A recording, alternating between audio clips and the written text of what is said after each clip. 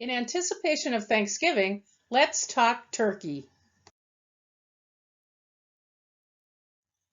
Turkey has been a part of Marquette County since before explorers and fur traders came through. The abundance of game birds, such as sandhill cranes, prairie chickens, and wild turkeys in Marquette County, was one of the many reasons that Europeans began to settle here in the early 1800s. The plowing of the prairie, cutting of the forests, disease passed on by domestic fowl, and unregulated hunting for these birds quickly rendered them extinct, with the wild turkey first to disappear by the 1860s. It wasn't until more than 100 years later that the Wisconsin Department of Natural Resources began an intensive wild turkey stocking program in the early 1980s on DNR lands in the northern part of Marquette County. The program was so successful that a limited hunting season was established in 1992. And today, Marquette County has one of the largest turkey populations in the state and very liberal spring and fall hunting seasons. Of course, even when there were no wild turkeys to hunt and eat, people raised domesticated turkeys. Here, what look like very skinny turkeys are being sold at Barrett's Meat Market in Montello. People were proud of the poultry that they grew, like these folks from the township of Newton.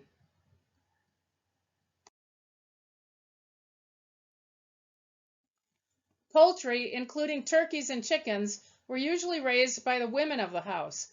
Egg money was used for necessities and maybe a luxury once in a while.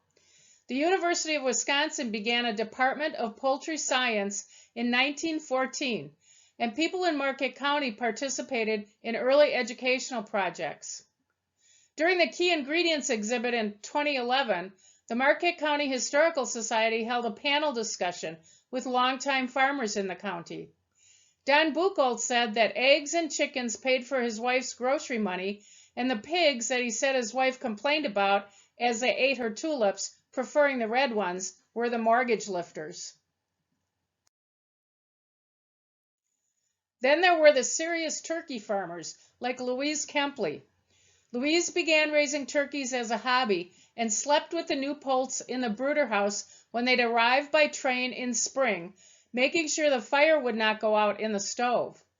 She shipped her turkeys by railroad to shows in New York and won numerous prizes. For a while, Louise and her husband John lived in a Sioux Line Pullman car in Endeavor and ran a hatchery in the old curling club building next to the tracks.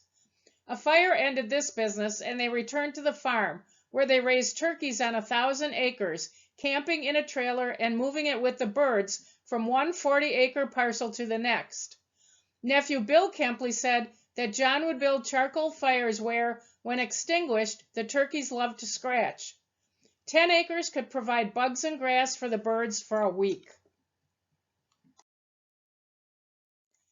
Neighbors would come and work during the harvesting of the Kempley turkeys in time for orders to be shipped for Thanksgiving.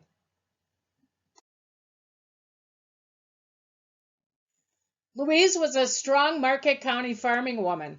At age 30, she developed breast cancer. That was in 1909, and she was a farm wife married to John Kempley.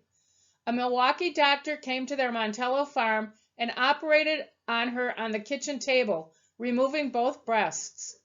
In an oral history, it says, "Neither John nor the doctor doubted that she would recover, and John took the doctor duck hunting after the surgery."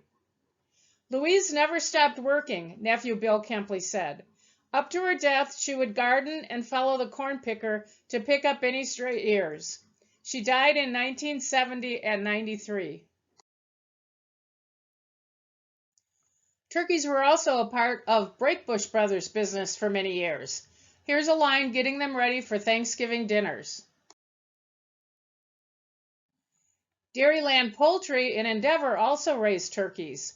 This 1953 photo shows turkeys being rounded up to be shipped to Chicago, where they were sold live to customers for Thanksgiving dinner.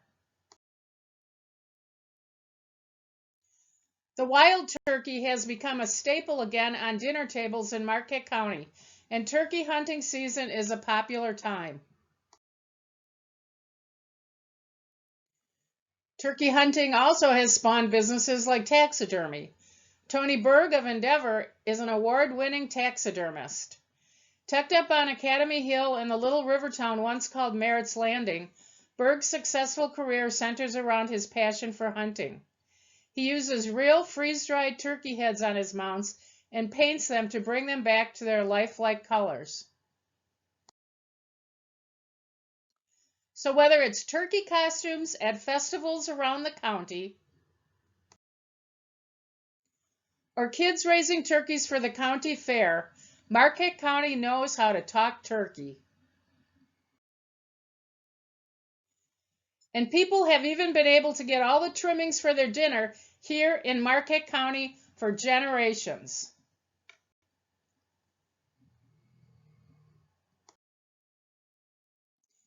Happy Thanksgiving from the Marquette County Historical Society.